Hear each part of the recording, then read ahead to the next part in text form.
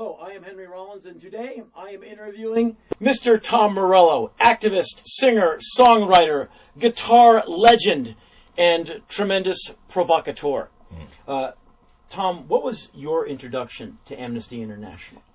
I'd heard of Amnesty International when I was in high school, but Amnesty entered my... I thought about Amnesty International for the first time during the Human Rights Now tour. There was an HBO special, and I think it featured Sting and Peter Gabriel and Bruce Springsteen. And I was, at the time, I was a fledgling guitar player, and I was really kind of overwhelmed by the power of the concert and how it reached into every home that had cable, every home that had cable with a message of human rights. And to me, I was like, wow, there's musicians. At the time I was already a fledgling activist in high school, and I was a beginning guitar player. I thought, wow, there's you can do this on a big scale where you can have impact. And they were touting some of the successes of Amnesty in getting specific political prisoners out of jail and the campaigns that were going on. And they were asking me and everybody in their homes to enjoy the concert, but to call this number. I forget what the action was they asked us to take. And to me, it felt like this is real grassroots activism on a huge international scale. And how was that different? Because you said you started activism, then. Yeah. How was Amnesty International different than other agencies that you had seen and had dealt with at that time? Yeah, well, my prior to the concert and learning more of the specifics of what Amnesty does, they weren't radical enough for me. I was the one anarcho-syndicalist in my high school. But then when I heard the real life stories of the people who were being aided, and by the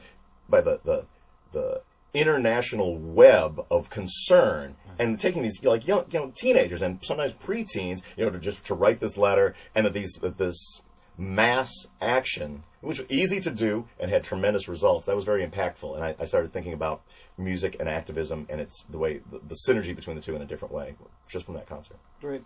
One of the things I've always liked about Amnesty International, they don't come on heavy or self-righteously, which is a real turnoff for me. You want my money and you want me to be concerned, but you're kind of bragging to me about how great you are. Mm-hmm. Where Amnesty International just seems to be begging the world for mercy. Yeah. Let's take care of each other. Yeah. If you can donate something, great. If you can't, that's cool too, but keep us in mind. Yeah. And that's why Amnesty International has always had a great appeal to me, because it's wanting the world to help the world. Mm-hmm. It's about time. Because I think we're going to have a problem in this country.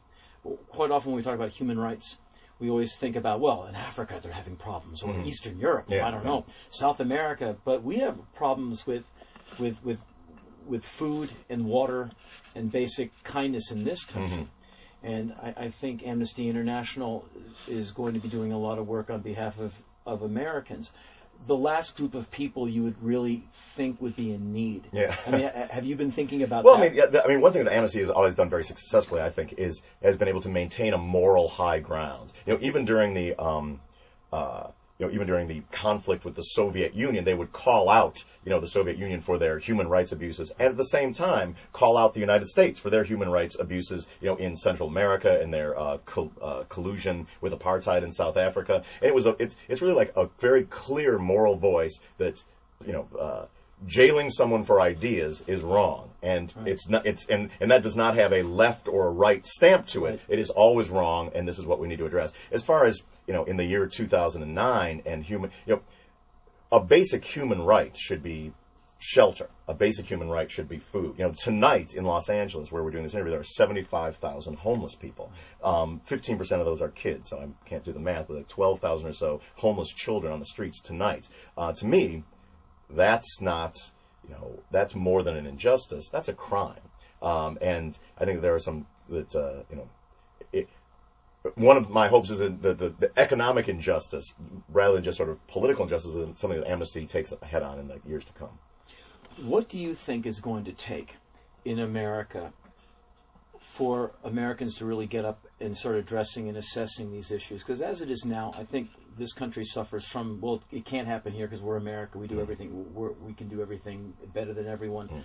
Okay, great. But this guy's hungry, and that guy is foreclosed upon, and that whole family's at the bus station tonight, and dinner's going to be some Snickers bars. Yeah. and do you think it's going to we're going to have to hit the ground harder for everyone to kind of drop the ego trip and start seeing that we really have to help each other? I mean, what's it going to do? Well, I mean, I think that a deep corporate propaganda vein in the United States for, since even before the Reagan era, is that everyone should be in it for themselves, and if you have the right genes and the right six-pack of beer, you're going to be okay. And that advertising is crammed down your throat. It's different in other industrial nations where there's more of a feeling of it's we rather than me, and that the idea, and now with this recession, you're seeing more and more. I just did a justice tour on the West Coast where we visited homeless advocacy organizations, and more people, more and more young people are being pushed out of the middle class, being pushed into poverty, and more people in poverty being pushed into homelessness.